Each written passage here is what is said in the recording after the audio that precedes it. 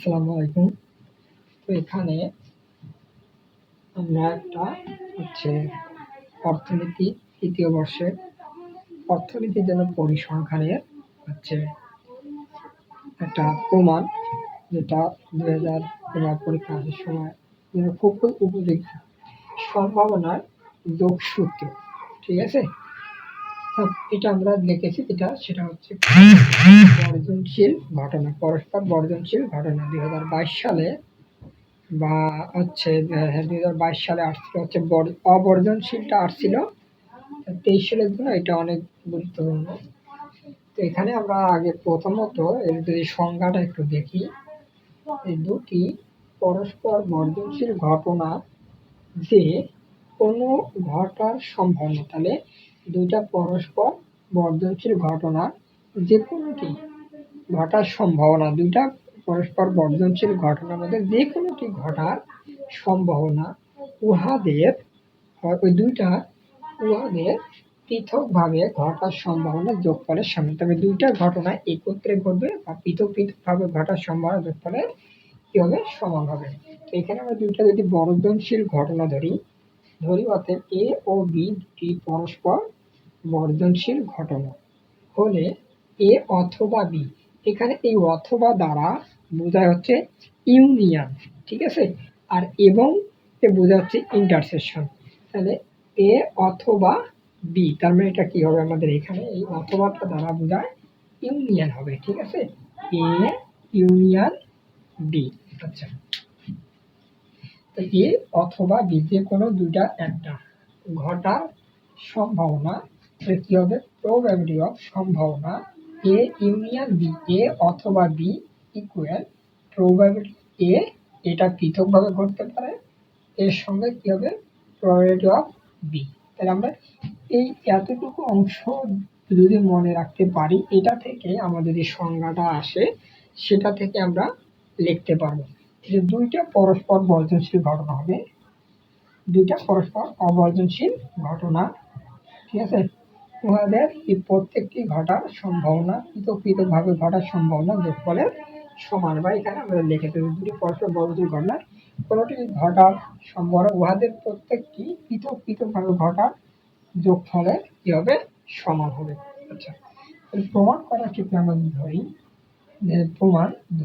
কোনো জৈব পরীক্ষার নমুনা ক্ষেত্র হচ্ছে এস। তাই এস হচ্ছে আমাদের একটা নমুনা ক্ষেত্র এবং এ ও বি দুইটা পরস্পর বর্জনশীল ঘটনা। তাহলে আমাদের তিনটা বিষয় ধরে নিতে হবে, একটা নমুনা ক্ষেত্র, আর যে দুইটা ঘটনা থাকবে সে দুইটাকে ঘটনা আমাদের ধরে নিতে হবে, দুইটা পরস্পর বর্জনশীল ঘটনা। আরও আমরা ধরব নমুনা ক্ষেত্র এস এর নমুনা বিন্দুর সংখ্যা। তাই নমুনা বিন্দুর সংখ্যা আমরা এখানে ধরে নিচ্ছি এন অফ এস, নমুনা বিন্দুর সংখ্যা কত? এন, শুধু এন ধরে নিলাম। ঘটনা এ এর নমুনা বিন্দুর সংখ্যা এন অফ এ হচ্ছে m1 ধরে নিলাম, আর ঘটনা বি এর নমুনা বিন্দুর সংখ্যা N of B equal m2 ধরে নিলাম। তাহলে আমরা তিনটা এখানে ধরে নিলাম, একটা এস আর হচ্ছে দুইটা ঘটনা, তিনটাই আমরা ধরে নিলাম। এরপর একটা ভ্যান চিত্র আমরা দিয়েছি নিচে, একটা ভ্যান চিত্রের মাধ্যমে দেখানো হলো। এই পুরোটাই হচ্ছে আমাদের কি? নমুনা ক্ষেত্র এস, আর এখানে দুইটা পৃথক ঘটনা, এটার সাথে এটা কোনো সম্পর্ক নাই। তাহলে এটা আলাদা, এটা আমাদের কি হচ্ছে? আলাদা হচ্ছে। এই একটা ঘটনা, বি একটা ঘটনা। আচ্ছা, আমি উপরে একটু বিষয় দেই। আচ্ছা, এবার দেখি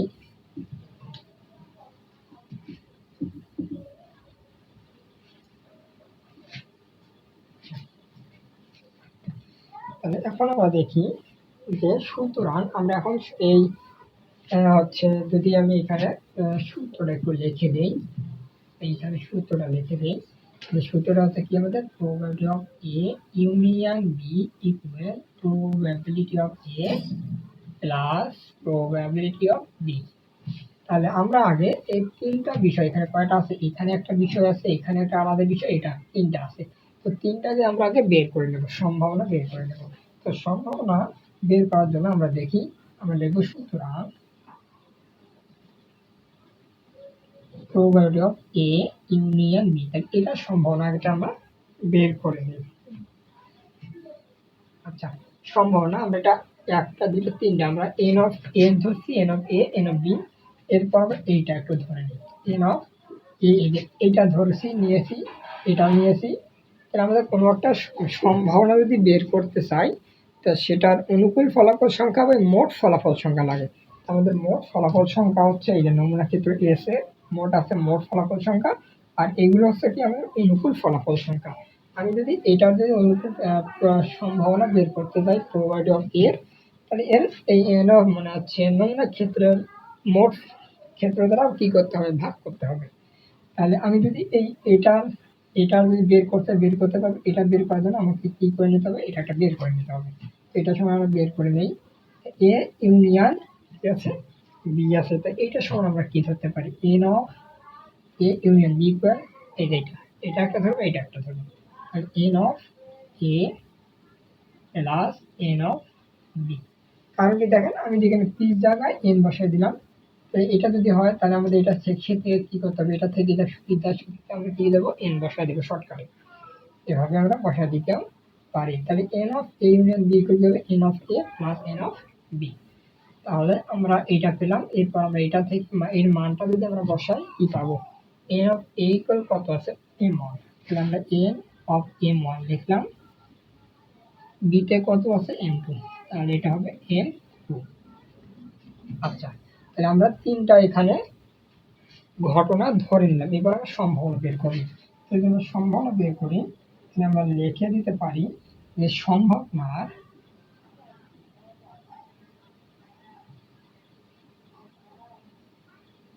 ক্লাসিক্যাল সংজ্ঞা অনুসারে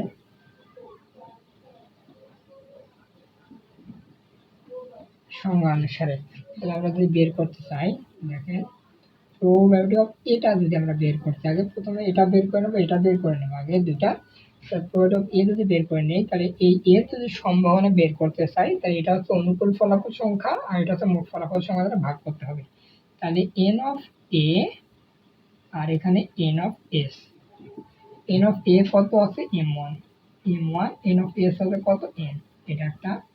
এরপর প্রবাবিলিটি অফ বি যদি আমরা বের করতে চাই, n of B n of S equal কত হবে এম টু বাই এন, এই যে n of B by n of n, m two by হচ্ছে এন, ঠিক আছে।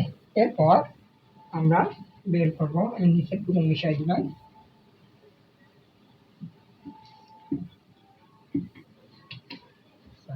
এরপর আমরা বের করে নেই, এইটা বের করে নিলাম, এইটা বের